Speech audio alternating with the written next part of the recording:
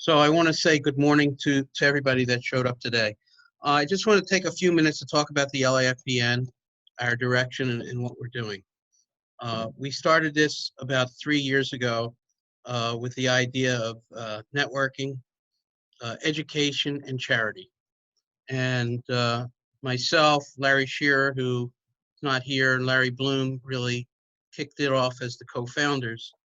And the goal of this organization is to have like experts in every field of financial planning, but most importantly, to be a resource to accountants, whether they had mortgage needs or this kind of needs and these kind of questions that come up about the PPP loan and where they come about insurance, investments, that we have experts in this group that handle every little area, and we're open for conversation, no charge, about any areas of expertise or somebody you're trying to get a hold of to create a bigger business.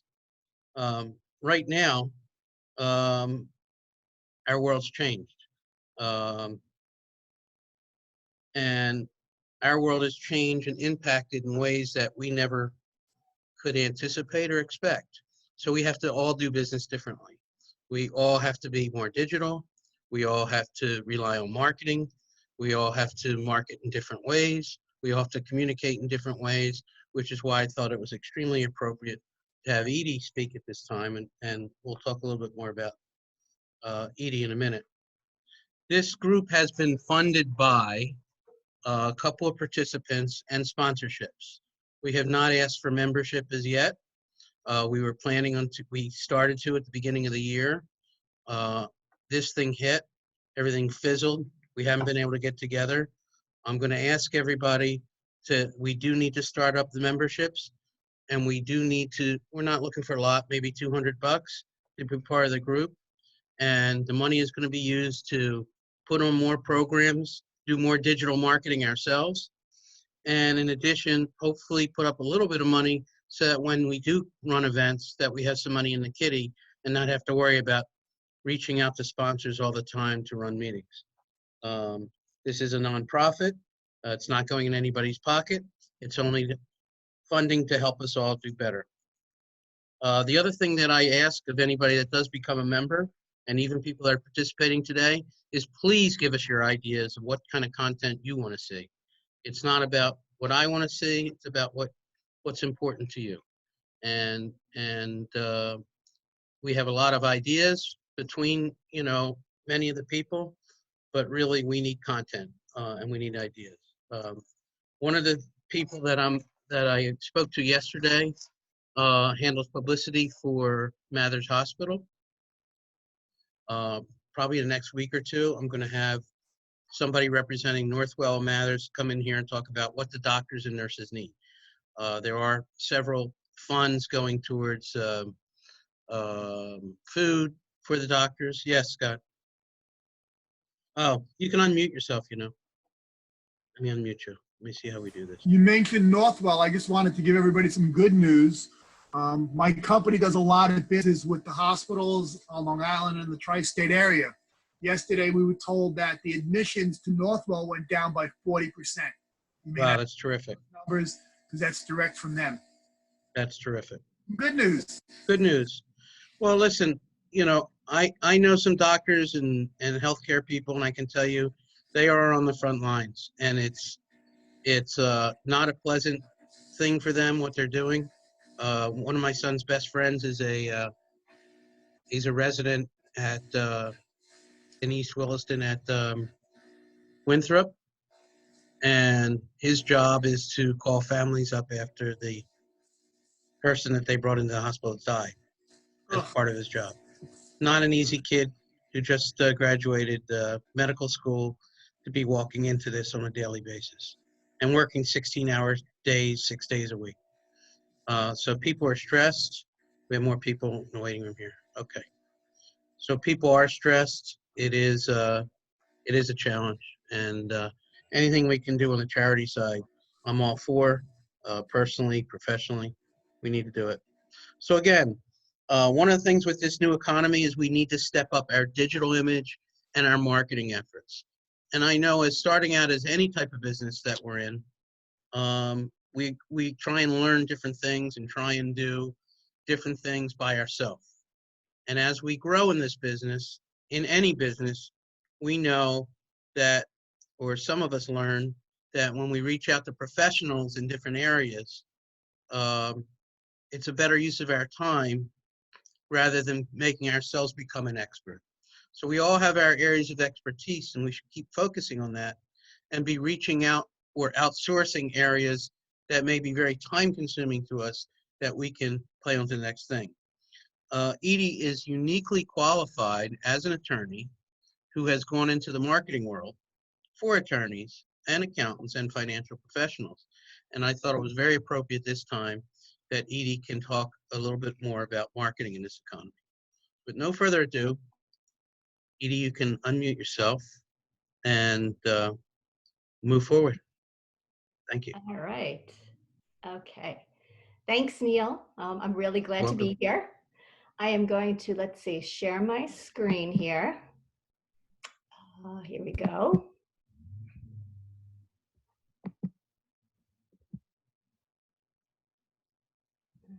Let's see, let's get this going here.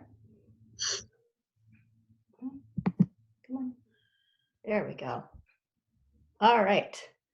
So thank you again for letting me join you guys. My goal here today is to provide you with some tips on how you can continue to market in this environment. Unfortunately, this is a stressful time for everyone. For some, unfortunately, much worse than others. But all of you are now dealing with clients who are anxious about their situation, and you're trying to do the best to help them, but understandably, you're also worried about your own business.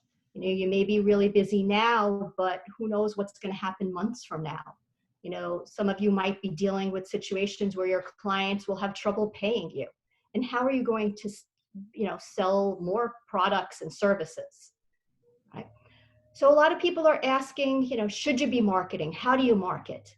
And absolutely, yes, you should be marketing. This is not the time to pull back on your marketing, but you have to be doing things a bit differently. You want to be visible and memorable, but this is not the time to be selling. Your goal is to be able to be visible to your referral sources and your contacts so that if something does happen and they have a problem, they're thinking of you. You can't be networking and doing in-person meetings, but there's a lot of other things you can be doing, particularly in the digital marketing space. And so that's what I'm going to be talking about today.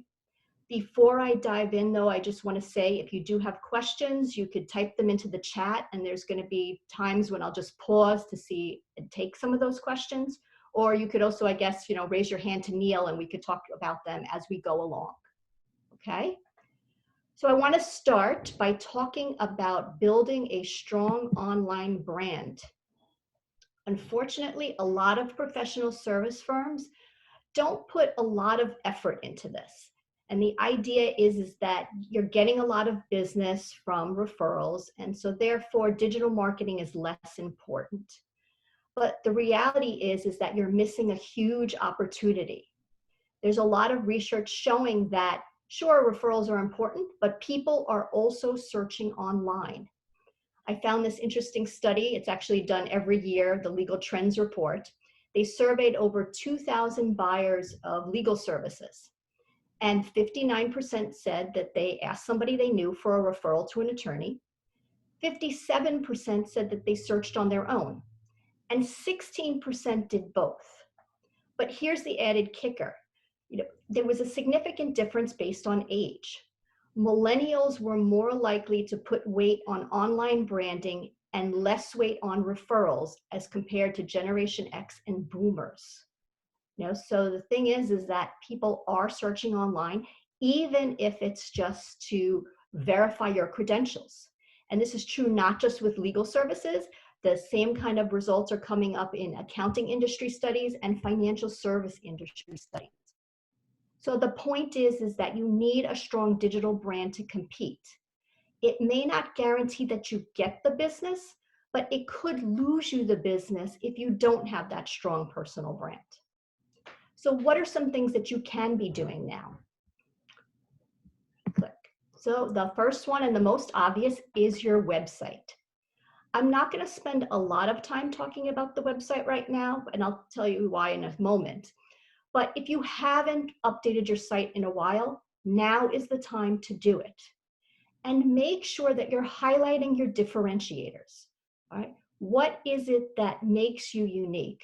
What is it that your clients really care about? How are you adding value? This is a big problem with a lot of professional service firms. They try to be all things to all people, but you shouldn't be. It's important to have niche content. Focus on where your specialties are.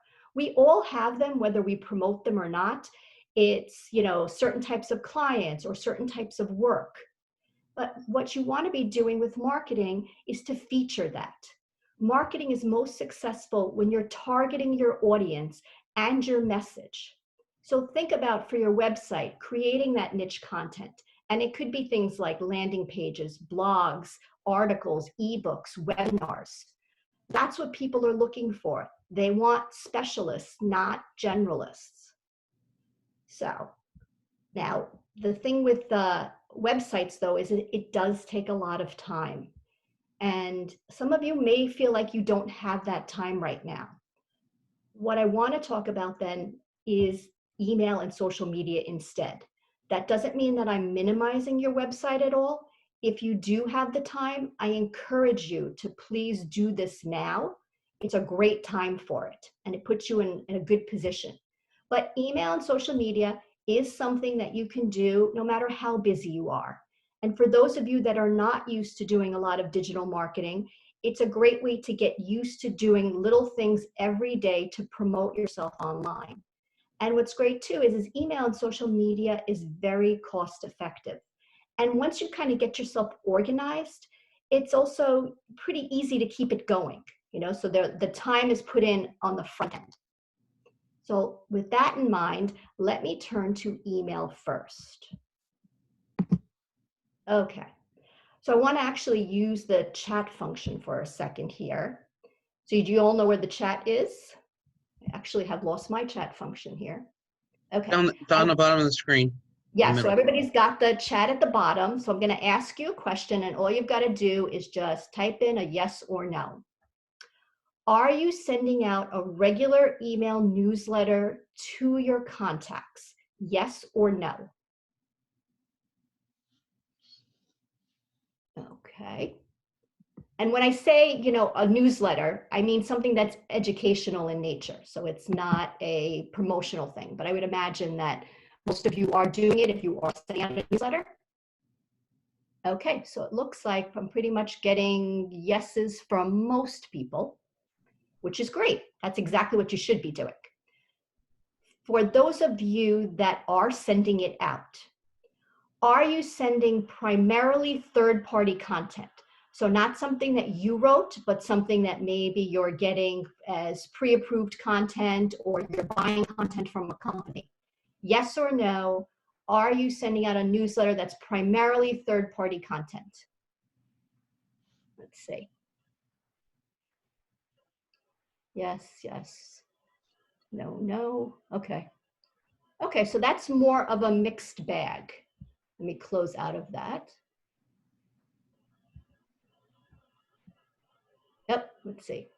All right. I think that's everybody now. So email is a really cost-effective way to stay top of mind with your contacts. Even if they're not opening every email, every time you send it out, it's a reminder to them of who you are and what you do. With that in mind, though, if you're not doing an email newsletter, you should be doing it. If you are, though, you want to be thinking about ways that you can improve it.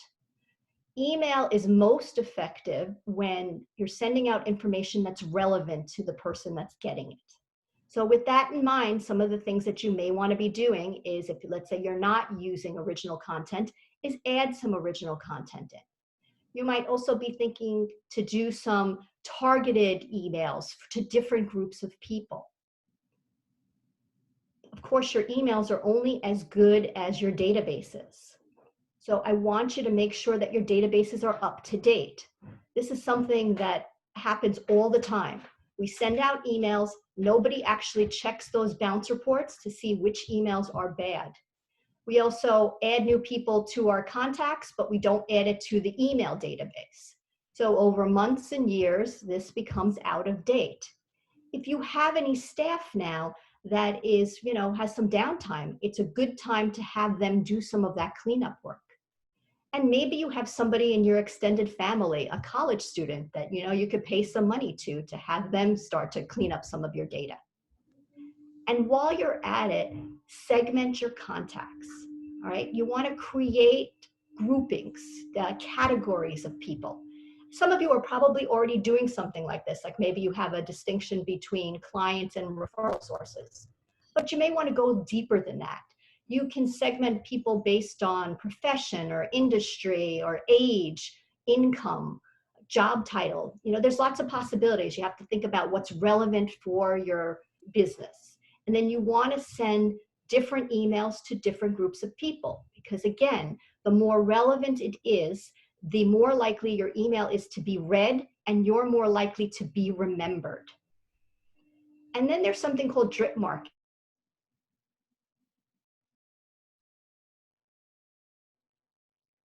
Did we lose contact? Did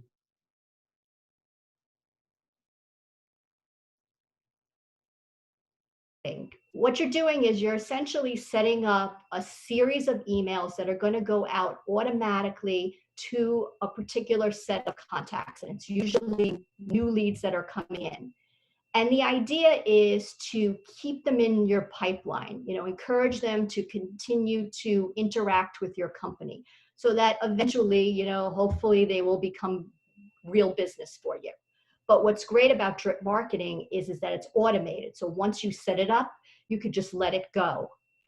I encourage people to do things like this. You can do the most basic form in something like a constant contact.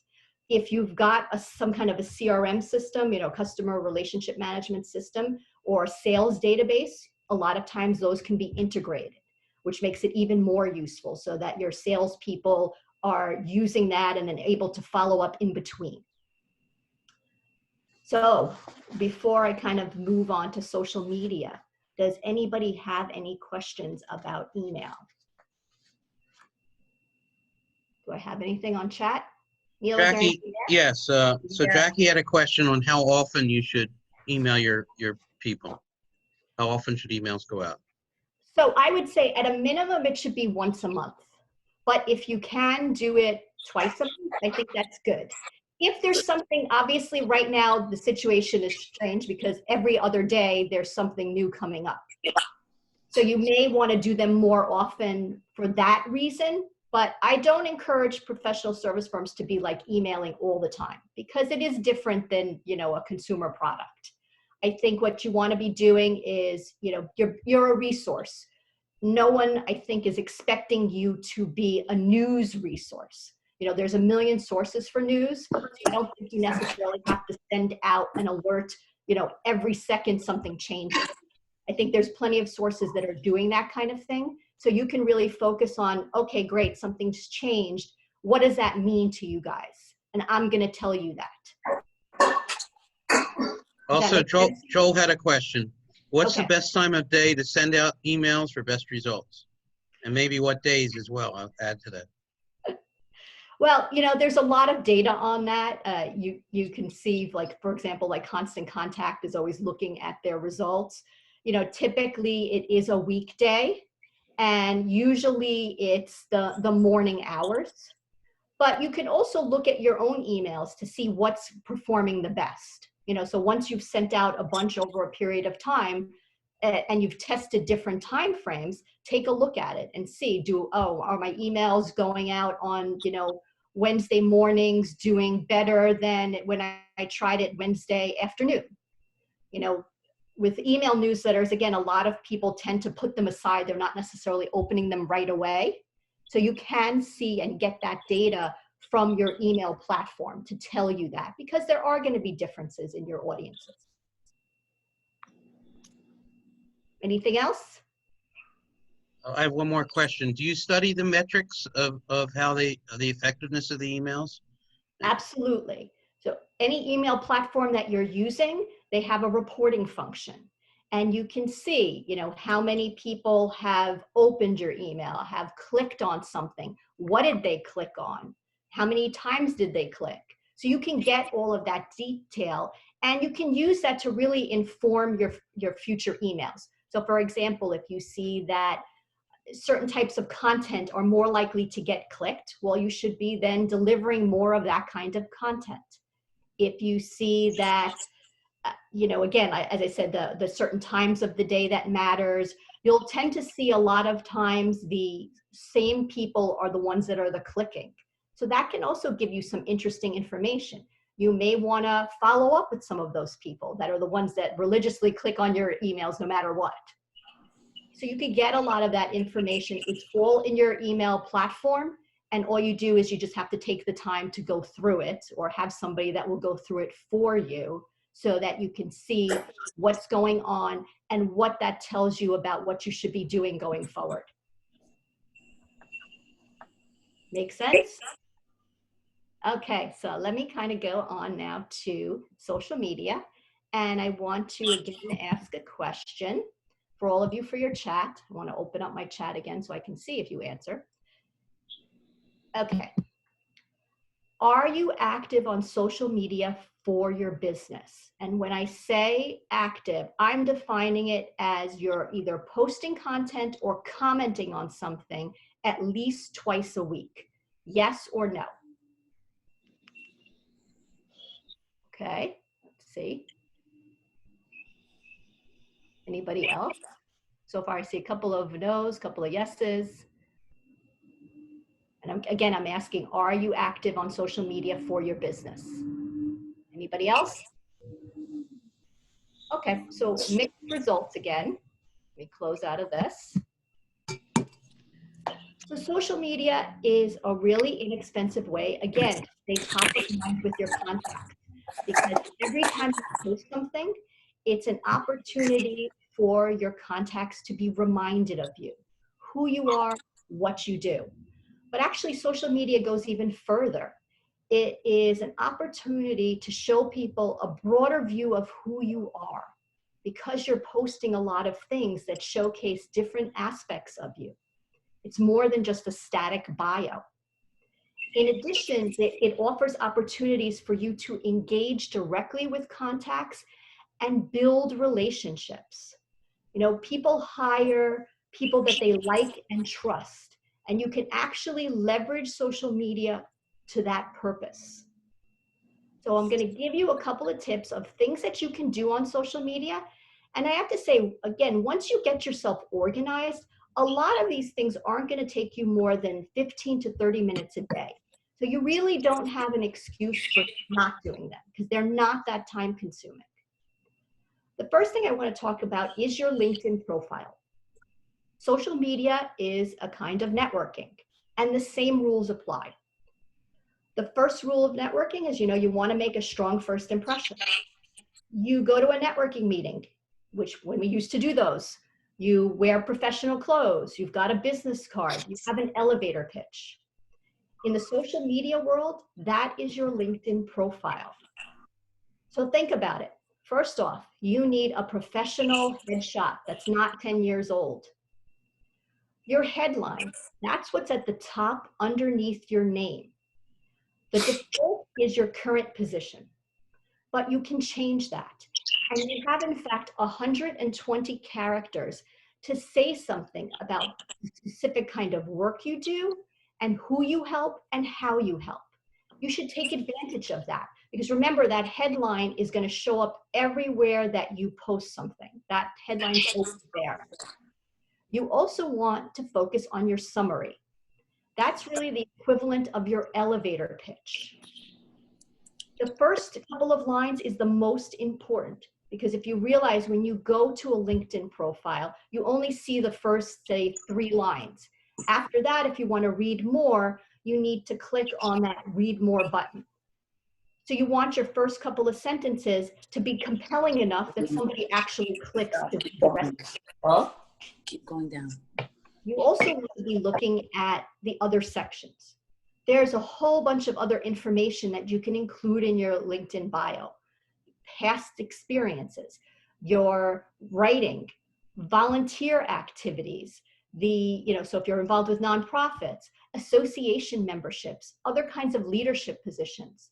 This is an opportunity to highlight your skills and activities for people. As I said, it's an opportunity to show people a broader view of who you are. Don't rely on people going to your website and reading your bio. If they're there on LinkedIn, tell them everything that they need to know. Then next, the second rule of networking is you have to show up regularly. You don't get business from one networking event. You've got to keep showing up and talking to people. That's how you get business. And on social media, you do that by posting content, both original content and third-party content. Original content can be anything.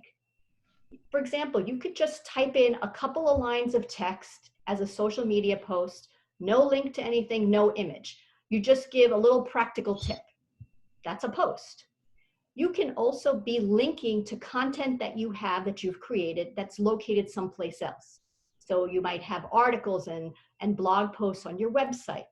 You may have webinars, podcasts, other content on other people's websites. So again, you could add that link on to your social media post. So you're promoting yourself. You can also be updating, giving people information about your updates. I was doing this webinar, so I posted to social media that, hey, register for this event coming up. There's also visual content. That can include anything from photos, graphics, charts, any kind of visual information, and of course, video. Video is so important these days. We are a very visual society right now. And there's a lot of studies that show that video gets much more engagement than text. But I actually encourage you to do both because some people are more text oriented. So it's great. But do experiment with video. What's great is that it's very forgiving on social media. Whereas on your website, I would always say you should use a professional. On social media, you can get away with doing some stuff on your own. Although I do encourage you to kind of be mindful of things like your lighting and your audio quality and your background, but you can do it yourself and people understand and they're accepting of it. Now, I know some of these things take more time than others, but this is an investment. You're showcasing your expertise. You're trying to make yourself memorable. So you do want to invest some time in this. But you know what? There's a lot of tips that will help you streamline this process. And once you get yourself organized, there's a lot you can do to keep this going pretty easily. And of course, you also have third-party content that you can share. This can include, I'm sure all of you do this, where you see an interesting article and you go ahead and you share it on social media. This is really great in building trust and credibility because you're being helpful, but it's not self-serving because you're sharing somebody else's content. But I do want to make a couple of comments that are specific to financial services. I know that you have compliance issues, so that you need to get approval of anything that you're posting. But that's not really all that difficult. You all have some kind of a mechanism. A lot of times it's some kind of an online portal or intranet where you submit things to compliance. And yes, it may take a couple of days, maybe a week before it gets approved, but you're not trying to share news. What you're trying to do is share other types of information. And as long as you can just keep submitting things in the pipeline and they'll come out as they get approved. You don't need to be concerned that, oh my God, if they don't approve it tomorrow, it's all going to go to waste. If you're concerned about whether you can share certain kinds of content, you can talk to your compliance officer and just explain what it is you were thinking of doing and get approval ahead of time so you're not wasting time and getting denied by things. I also want to talk about the pre-approved content. And this is relevant not just to financial advisors, but I know a lot of accountants also buy kind of content from a third party. And I'll say that it's better than doing nothing to share that kind of content. But here's the problems with it. Number one, these companies are providing this information to lots of people. So your audience has already seen this, and you're not doing anything to differentiate yourself in any way. The other problem is that it's generic content. By its nature, it's intended to apply to the broadest amount of people. So it's going to be of limited value to your audience, which wants information that's specific to them. So ideally, what you want to be doing is developing or curating content that's specifically relevant to your audience. And this is where you really need to do some thinking and homework. Who is your actual audience? You have to drill down into those demographics and understand, what do they really care about? And that's the kind of content that you want to be delivering to them. And again, obviously, it would be best if you created original stuff or you found articles that were specifically geared to them. But you can actually just take some of your pre-approved content that is more generic, and you can add some commentary to it. A couple of sentences is enough, and make it relevant to them. And just as an example, I actually just saw, I think it was yesterday or the day before, a financial advisor shared this article on LinkedIn that I think it was from Bloomberg, and it was talking about the possible looming housing crisis. You know, people are going to be selling their homes because of COVID, and so there's going to be a glut of homes on the marketplace, and therefore it's going to drive prices down. And, you know, it was an interesting article. You know, people that are in financial services would probably be interested in this kind of thing. Among consumers, though, you know, who really would be interested in this content and why? Think about it. Let's say you have millennials as clients, and some of those people are trying to save for a house, or maybe they're trying to get a bigger house because their family is growing. They care about housing prices. What might you want to say to them about things they should be thinking about now if this is something that's in the future? Or what if your clients are approaching retirement and their plan was to sell their house and retire to Florida and live off the proceeds? What should they be thinking about if housing prices may be dropping over the next year? Again, you don't have to give them answers as to these are all the things you should be doing, but you can raise some questions, and you could just add a couple of sentences as an intro to that article that you're sharing that's pre-approved content that now makes it relevant to your audience. This is how you become valuable to people, and this is how you're remembered. Because if you're just sharing that generic piece of content, you're just part of the noise that's out there, that information overload. And I hope you understand that point, because it is really important that you are trying to focus on making your posts as relevant as possible. So it's not just enough to be visible online. You also need to be engaging with your contacts on social media. And think about networking again. It's not enough to just show up. You've got to actually connect with people while you're there, and you need to follow up afterwards. How does that translate into the social media world? Well, there's a good number of things you can be doing. Obviously, I just talked about posting, but what else can you do? The first thing is to check your notifications. On your social media,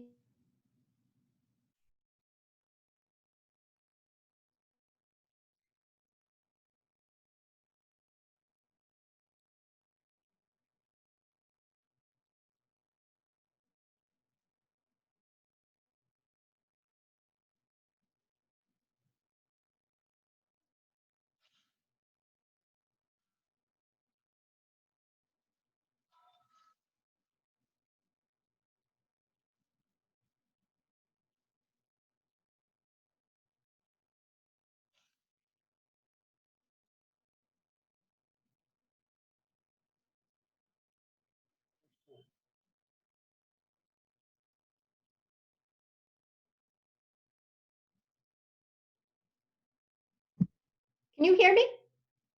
Yeah, now I can. Okay, I think it was my internet for some reason, okay. for whatever reason, is going in and out. Okay, So let me I get back to apologize. the screen.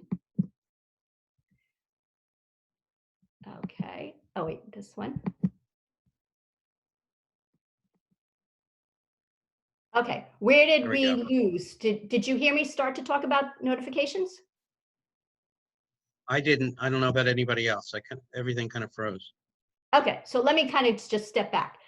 It's not enough to be visible on social media. You need to be engaging with your contacts. And if you think about networking, it's not enough to just show up. You need to be connecting with people while you're there, and you want to follow up afterwards. So how does that translate on social media? Well, I already talked about posting, but what else can you be doing? The first thing is to check your notifications. So on your social media pages, at the top, there's a section called notifications.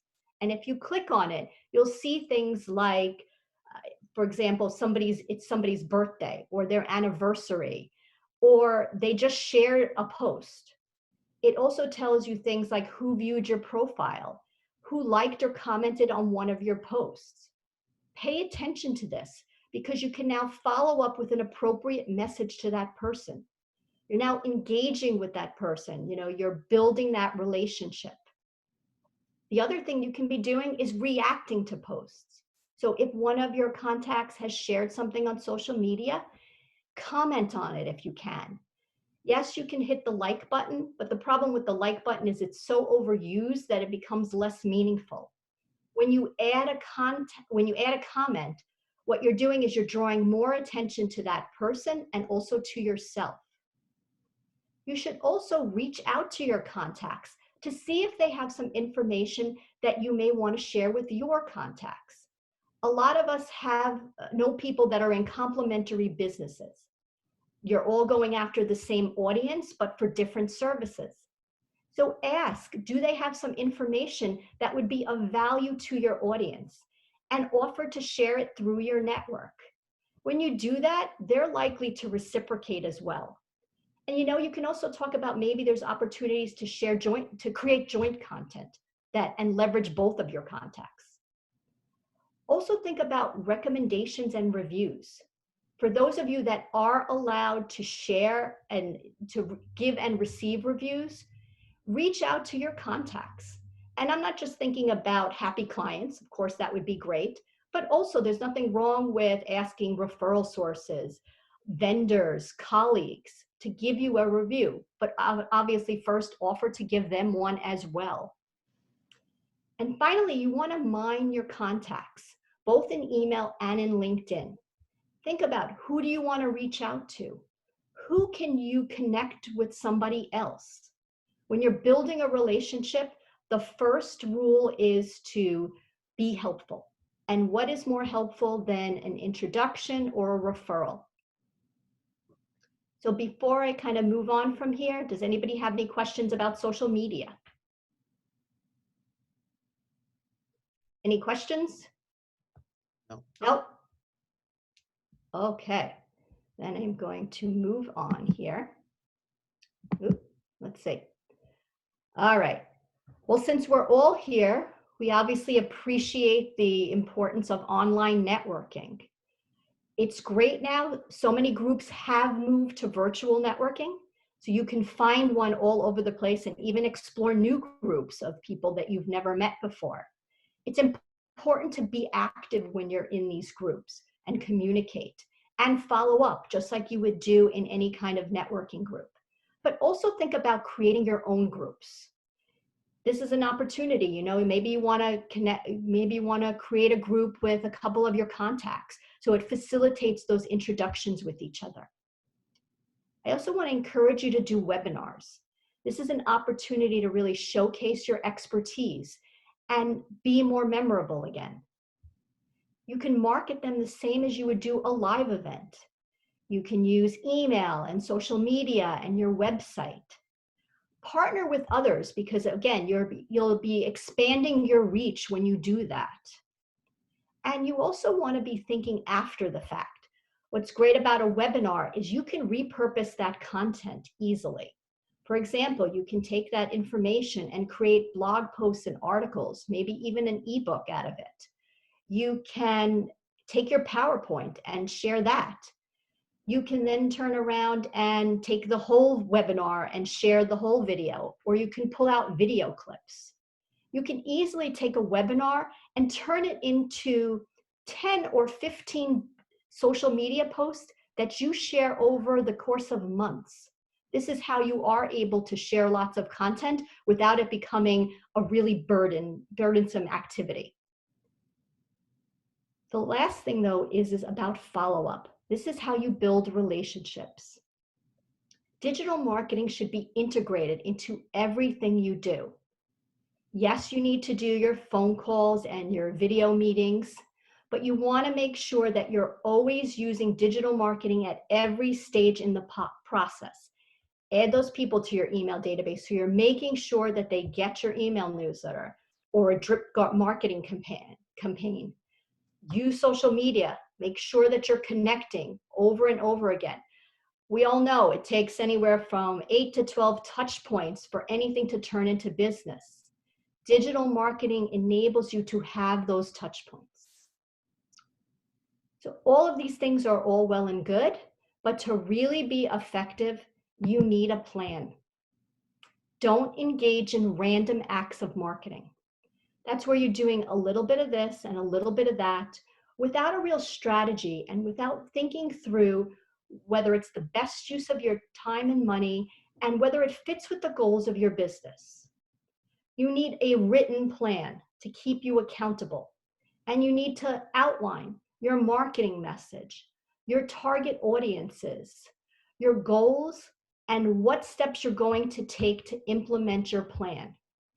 And then you need to allocate resources to it. A big reason that marketing fails is because people don't set aside the time, the money, and the people it needs to succeed. Marketing is a long-term investment. A written plan keeps you accountable over the long term. Marketing is a marathon and not a sprint. So you need to be doing these types of things. Before I hit my final point, I want to ask, do any of you have any questions? Got any more? No? Neil? No, thank you, Edie. No, this was terrific. I got to Okay. tell you. Yeah, just one more, just hit one more Yep. thing. I'm just hitting this again with you. When times are good, you should market. When times are bad, you must market. Right. Remember, And a lot of your competitors are going to pull back because they're worried about spending money or time. And this is an opportunity for you to be front and center. Take advantage of it. I don't care how busy you are, you need to be marketing. okay, there are a couple questions here. So Okay. that just came in. I'm sorry. Okay. One question is about how do you feel about posting to YouTube videos? And secondly, what was the other question? Where do you find online networking groups? I can answer part of that.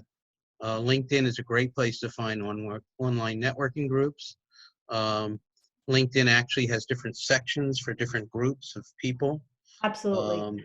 That you can belong to. You can get swamped into, but you know, it's when I first went on LinkedIn, one of the groups that I joined was called Wrestlers in Business, because I had a passion, because I was a wrestler growing up and my son was a wrestler, so I had a passion for that. And I'm part of another group, accounting resource group, and it's interesting, the guy who runs the whole group, which I never knew, is in this group. So all of a sudden now I have a face-to-face connection. He does business cards and that type of marketing. So I had him do my business cards and everything else, but it was great because I connected from LinkedIn in a whole nother realm, not associated with my business. And you know, that we shared a common interest. And that's the kind of groups that you want to get involved in, people who share a common interest in maybe something you share a common interest in or a passion in. So Yeah. That's a great place to find them. I know Facebook is segregating groups as well on a lot of social levels. LinkedIn is doing it very well on a lot of professional levels, whether it's insurance salespeople, accountants, attorneys, divorce attorneys, this type of attorney, this type of accounting, forensic accounting. There's a different group for everybody, and if you can't find a group that you like, you can start your own groups. Absolutely. And I should also say too, like for your postings on social media, if you belong to these groups, also make sure that you're posting to that group, because they're Right. not going to see it. It's two different places that you're posting. So make Right. sure that you're putting it in both places.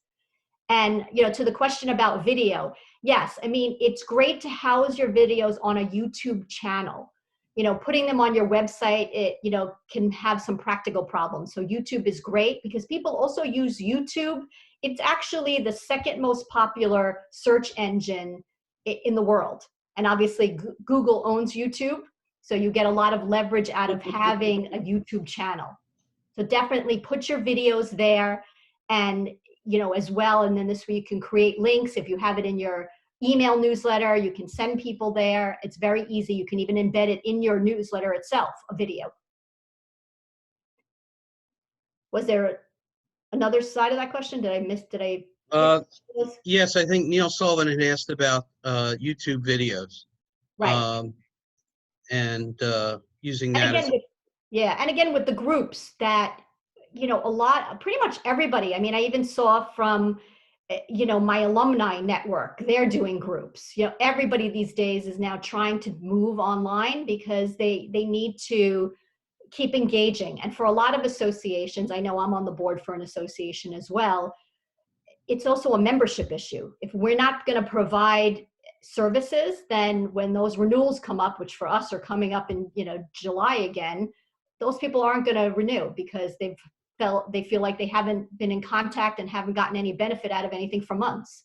So they're looking for new ways to do things. And it's an opportunity too, if you do belong to associations, reach out to them with ideas for webinars that they could be doing.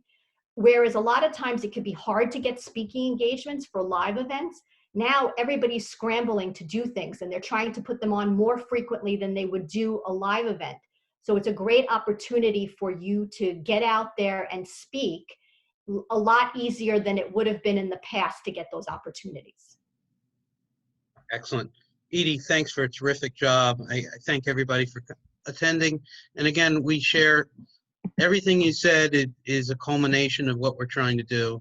And this is Edie's contact information. You will be getting a follow-up email from the association asking how you liked the meeting.